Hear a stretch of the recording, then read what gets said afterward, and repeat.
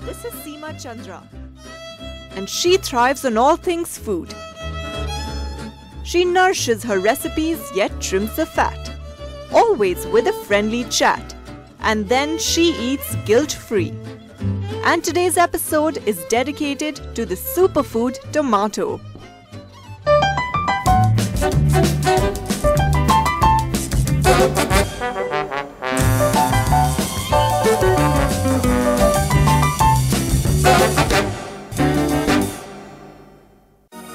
This is Priya Paul.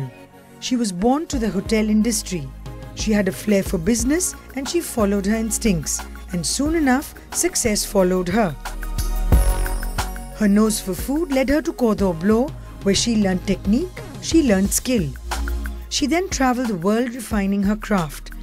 She learned to respect food for its boundaries. She learned to respect ingredients for their goodness. And then she led by example and taught by learning. Along with her business acumen, she sharpened her kitchen skills.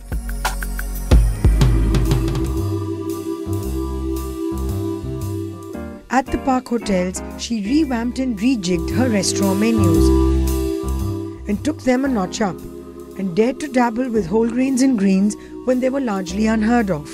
Every menu, every dish had to pass the Priya litmus test. And it only got a life once she gave the nod. Okay, my guest for today is very special. Hi Priya. She went to Cordon Bleu at 15 to study, and when most girls were reading Mills and Boons, you were plowing through cookery books. So Priya, I believe no menu is allowed to go without your stamp of approval, which I think is a brilliant thing, but who takes on the stress, the chefs or you?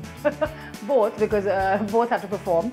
But I'm a real foodie, so I do my research, and I've been doing, I eat around the world, I eat in India, and I'm constantly looking at what the customer wants or what I want out of the dining experience. And so it's a conversation between me and the chefs, it's not just actually looking at the actual menu list, but also looking at the presentations. And normally, if it's a new restaurant, I would try almost every single dish, and then we just rework things if it doesn't. Nice. So I'm sure that helps in taking the food up that many notches higher. Yes, I mean, and the process is very interesting and engaging for everyone. So just doing the combinations, really putting it down the menu, balancing things out. I think those are exciting things for us. Okay, so we're going to keep chatting about your food and the new menus. Today I thought, why don't we do a tomato special? I know that you love tomatoes and you sort of do fantastic things with them. You're going to come up with an egg and tomato dish for us. Tomato being a fruit, something that in Indian food we use all the time, but it's constantly bhunod, and used in a way where it almost loses its tomato-ness, I feel. So today I want to do a chili con carne, which is originally, of course, done with beef and beef broth and lard. I'm going to do a chicken version with a few vegetables in it and olive oil. And for good measure, I put a wee bit of butter. It sort of works well. So I pour olive oil, onions and garlic. After the onions have sweated, I add chopped tomatoes and chopped carrots and cook them through and through. The main thing in this is to let it stew down and spend some time. Yeah, it's not one of those dishes you can make in a hurry. You just but I just find that it's, again, whether you have it with cheese, we don't have it with rice that often, but just with a whole lot of cheese and cream, which we don't do on guilt-free. But the whole idea is to actually, I think by now, a lot of people are concerned that food has to be had which doesn't sit in your stomach. You want to eat good food, but you don't want to feel the aftermath, so to say, for hours later on. Olive oil does wonders, makes it lighter. Yeah, and especially, I guess with Indian food, that's the biggest problem, because a lot of it is done in heavy gravies and everything. But if you look at, the South Indian preparations, or looking at just making the things lighter, which is possible. So you get the flavors and the spiciness without too much of fat. Then I add paprika, the most crucial cumin powder, and a small slab of butter. So wee bit of butter, Priya, just before I bung in the chicken. I just think it helps to brown it. And the chicken has been marinated? Yeah, I marinated the chicken in a little vinegar and salt and pepper.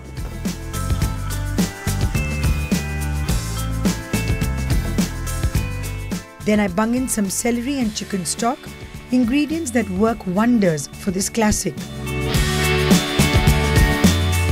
Making chili is a bit like handling a blank canvas. Get the basic outline right and then step back. Play around with the flavors, layer it as you please, and then give it a special touch. Yeah, it'll just crumble. Have you been to Chili's in Delhi? Yeah, I thought I had chili con carne there. Oh, you did, huh? That's what we go there for. Yeah, I had it. I was just, Kids love it. Yeah, I have to take my son. He's vegetarian, and I think he'll enjoy having all the Mexican things. Yeah, I had a bowl of chili there. So Priya, you see the crumbly texture? It's soaked up quite a bit of the stock, so that's done.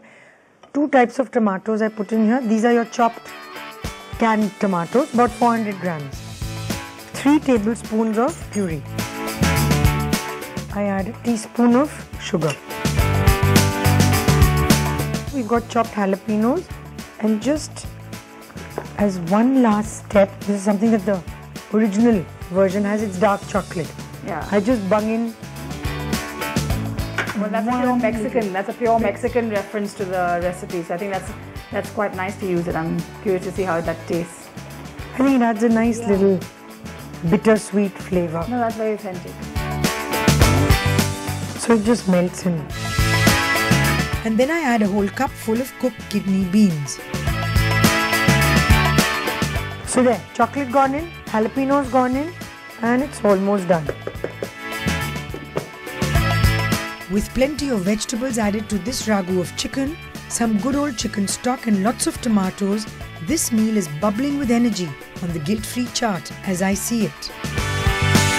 The NDTV news app had redefined the entire genre. Now another market beater. It's already hit #1. NDTV Profit, India's #1 finance app. Download free at ndtvprofit.com/apps. Live stream of NDTV Profit, market news and your easy to manage portfolio. Download now ndtvprofit.com/apps.